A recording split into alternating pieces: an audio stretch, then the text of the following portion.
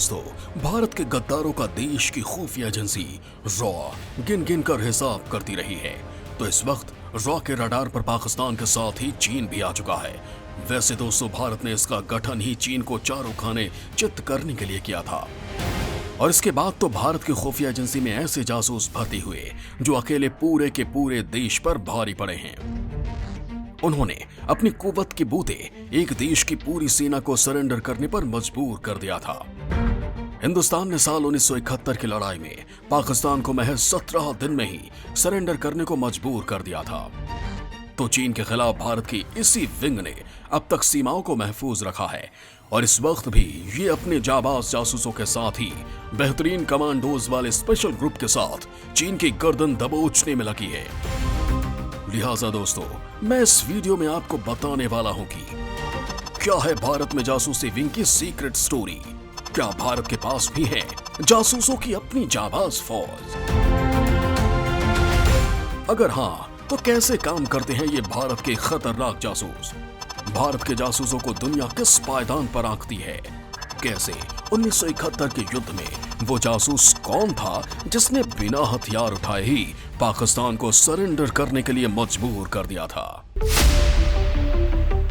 भारत पर जब भी कोई बड़ा खतरा मंडराया तो भारतीय सेना, मिलिट्री, पैरा फोर्सेस, पुलिस और तमाम तरह के क्वाड्स हमारी आपकी हिफाजत में खड़े हो जाते हैं।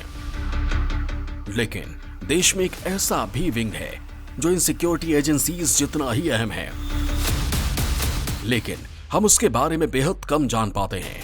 वो जान पर खेलकर खुद को देश पर कुर्बान तो कर देते हैं, लेकिन कई बार ना तो उनकी कुर्बानी पर सैनिक सम्मान होता है, ना तो राजकीय या राष्ट्रीय अवकाश, ना तो उनकी कुर्बानी तारीखों को याद रहती है जिस देश के लिए उन्होंने अपने प्राण तक न्यौछावर कर दिए होते हैं। जी हाँ, भारत की खुफिया एजेंसी यानी रॉ यानी रिसर्च एंड एनालिसिस विंग का काम ही कुछ ऐसा है कि जान देने के बदले भी इन्हें इसका क्रेडिट नहीं मिल पाता। फिर भी दुनिया के टॉप 5 बेहद शार्प खुफिया एजेंसियों में शुमार की जाती है रॉ। अमेरिका की CIA, इजराइल की मोसाद, चीन की MSS और पाकिस्तान की ISI का नाम इसी लिस्ट में है। रॉ के पहले चीफ RN काव की गिनती दुनिया के टॉप 5 जासूसों में होती थी। रॉ ने अब तक हिंदुस्तान के खिलाफ हो रही सैकड़ों साजिशों को फेल किया है।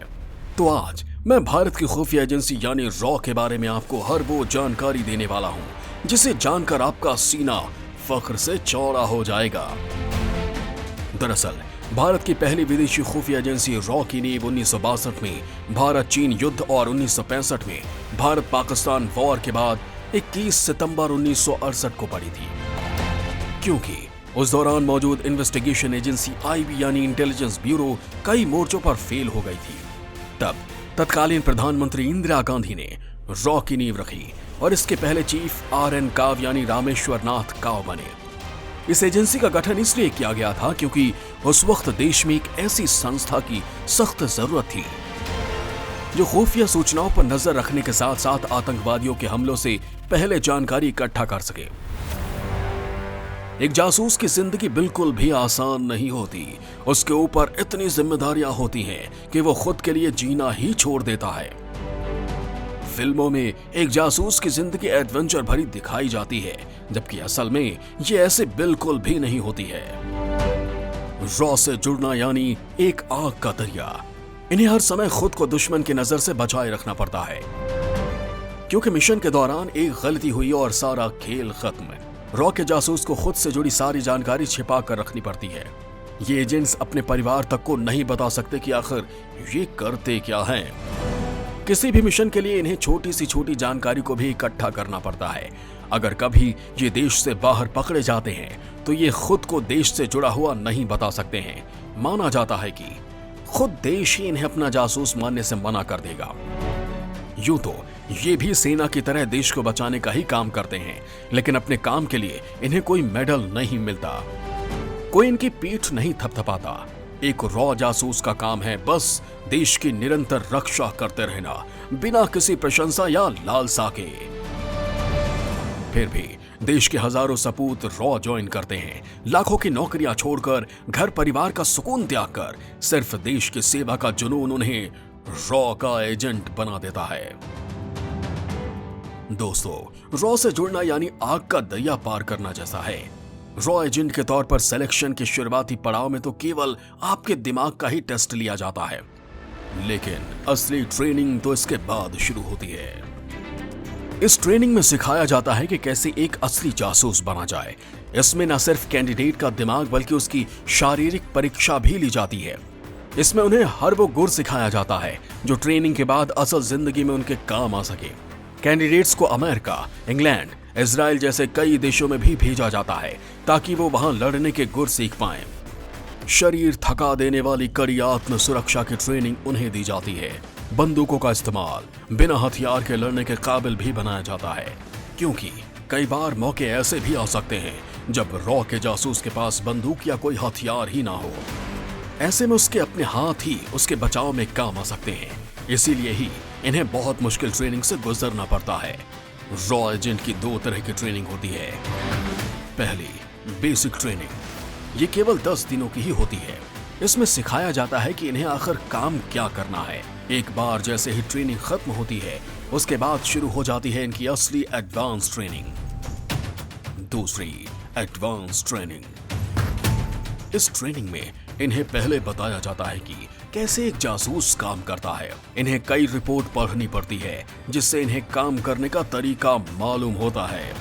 कैंडिडेट्स को न सिर्फ रॉ बल्कि बाकी देशों की खुफिया एजेंसी के बारे में भी बताया जाता है। 1 से 2 साल चलने वाली इस ट्रेनिंग में इन्हें बताया जाता है कि कैसे असली जासूस काम करते हैं। इन्हें विपरीत परिस्थितियों में भी रखा जाता है। इन्हें हर तरह से मजबूत बनाया जाता है। फील्ड की ट्रेनिंग इन्हें किसी नकली नहीं बल्कि असली परिस्थिति में दी जाती है। इन्हें असली मिशन के दौरान ही इनकी ट्रेनिंग मिलती है। कैंडिडेट्स को सिखाया जाता है कि कैसे दुनिया से खुद को बचा के किसी की जासूसी की जाती है। इसके बाद इन्हें इंटरोगेशन के लिए तैयार किया जाता है। इसमें इन्हें सिखाया जाता है कि अगर कोई इन्हें पकड़ भी ले तो कैसे अपना मुंह बंद रखें। इन्हें कांटेक्ट बनाने और कई तरह की और जरूरी चीजें सिखाई जाती हैं। ट्रेनिंग खत्म होने के बाद इन्हें फाइनल स्कूल भेजा जाता है, जहां से आखिर में निकलता है एक असली जासूस। धर्मो रक्षति रक्षिता, यानी कानून खुद सुरक्षित होने पर सुरक्षा करता है कि ध्येय वाक्य पर चलती है रॉ। इसी सूत्र वाक्य पर चलते हुए इसके एजेंट्स बड़े बड़े मिशन को अंजाम देते हैं। ऑपरेशन स्माइलिंग बुद्ध, ऑपरेशन लाल डोरा, ऑपरेशन कैक्टस, उरी की सर्जिकल स्ट्राइक जैसे सफल operation.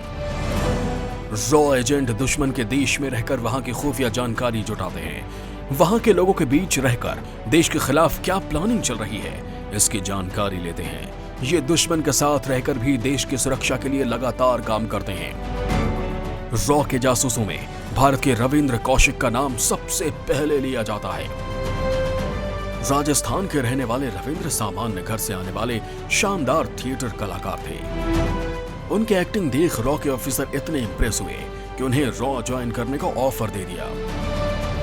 Ravindra Kaushik, the black tiger. Raw के एजेंट के तौर पर रविंद्र पाकिस्तान गए थे। पाकिस्तानी बनकर वो पाकिस्तानी फौज में भर्ती भी हुए। उन्होंने धीरे धीरे अपनी रैंक को अफसर तक पहुंचा दिया। पाकिस्तान की सेना में रहकर रविंद्र उनकी जासूसी करते थे।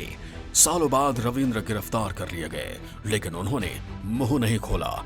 16 साल तक रविंद्र ने पाकिस्तान की जेल में यातनाएं सही और अंतिम सांस तक देश से गद्दारी नहीं की। फिल्म एक था टाइगर रविंद्र कौशिक के जीवन पर ही बनी बताई जाती है। ऐसी एक जाबाज स्पाइकिंग थी रॉ के पहले चीफ आर.एन. काव। उस वक्त जब तत्कालीन पूर्वी पाकिस्तान और अब का बांग्लादेश अपनी मुक्ति के लिए संघर्ष कर रहा था और उसने भारत से मदद मांगी थी, तब भी रॉ ने शानदार काम किया था। भारत की दखलंदाजी और मुक्ति वाहिनी के सामने पाकिस्तान के मंसूबे फेल होने लगे थे। ऐसे में पाकिस्तान ने भारत पर हवाई हमला करने की योजना बनाई थी, लेकिन रॉ को इस योजना की भी खबर लग गई। रॉ ने खबर दी कि 72 घंटों के भीतर पाकिस्तान की वायुसेना भारत पर हमला करेगी। रॉ ने 2 दिसंबर 1971 तक की डेडलाइन दी थी। इसके बाद वायुसेना अलर्ट पर आ गई, लेकिन हमला नहीं हुआ। रॉ ने वायुसेना से 24 घंटे और अलर्ट पर रहने के लिए कहा। एक दिन बाद रॉ की खबर सच साबित हुई। 3 दिसंबर 1971 को पाकिस्तान के फाइटर प्लेन भारत के कई शहरों पर हमला करने आए। भारतीय वायुसेना ने उनको उल्टे पांव लौटा दिया। वो भारत का कुछ खास नुकसान नहीं पहुंचा पाए। पाकिस्तान के इस हमले के बाद भारत भी खुलकर सामने आ गया था। पूर्वी पाकिस्तान में मुक्ति वाहिनी और दूसरी तरफ भारतीय वायुसेना पाकिस्तान पर भारी पड़ने लगी। 13 दिन तक चले इस घमासान के बाद आखिरकार पाकिस्तान ने सरेंडर कर दिया और पूर्वी पाकिस्तान आजाद हो गया। पूर्वी पाकिस्तान को आज हम बांग्लादेश के नाम से जानते हैं, लेकिन कम ही लोग जानते हैं कि भारत की इस जीत के पीछे जो दिमाग और जिसका नेटवर्क काम कर रहा था वो थे R.M. काव। लेकिन उनका ये कारनामा दस्तावेजों से गुम है, क्योंकि रॉ के कर्मचारियों को अपनी पहचान छिपानी होती है। वो एक रॉ एजेंट है, ये बात कोई नहीं जानता। उनका ये सीक्रेट भी उनके साथ ही खत्म होता है। रॉ में पहले केवल इंटेलिजेंस ब्यूरो, इंडियन पुलिस और इंडियन मिलिट्री से लोगों को ही लिया जाता था, लेकिन अब इस खुफिया एजेंसी में छात्रों को भी भर्ती किया जाता है और उन्हें प्रशिक्षित करने के बाद मिशन पर भेजा जाता है। खुफिया एजेंसी में शामिल होने वाले शख्स का ग्रेजुएट और भारतीय होना जरूरी है। ये 9 to 5 जॉब नहीं है, लिहाजा रॉ एजेंट को कुछ घंटों के नोटिस पर भी ड्यूटी पर जाने के लिए तैयार रहना पड़ता है। ये एक ऐसी एजेंसी है जो RTI के दायरे से बाहर है। ऐसा इसलिए क्योंकि इनका मिशन खुफिया होता है और वो किसी से भी अपनी जानकारी साझा नहीं कर सकते। रॉ किसी समय या किसी भी मुद्दे पर भारत की संसद के लिए उत्तरदायी नहीं है। एजेंसी केवल देश के प्रधानमंत्री और संयुक्त खुफिया समिति के प्रति उत्तरदायी है। इंटेलिजेंस ब्यूरो की मुख्य शाखा के तौर पर 250 कर्मचारियों के साथ शुरू हुई रॉ का वार्षिक बजट 20 मिलियन था। अब रॉ में कई हजार कर्मचारी काम करते हैं और इसका सालाना बजट 300 मिलियन है। रॉ सिर्फ जासूसों का एक संगठन नहीं है, ये नाम है उन जाबाजों के दस्ते का जो अगर ना हो तो देश की सुरक्षा को दुश्मन तार तार कर दे। इनके बूते ही हम सब अपने घरों में सुरक्षित हैं, क्योंकि ये दुश्मन की हर एक नापाक हरकत पर नजर रखते हैं और उसके मंसूबों को कामयाब नहीं होने देते। और इस वक्त इनका सबसे बड़ा फोकस चीन की सीमा है।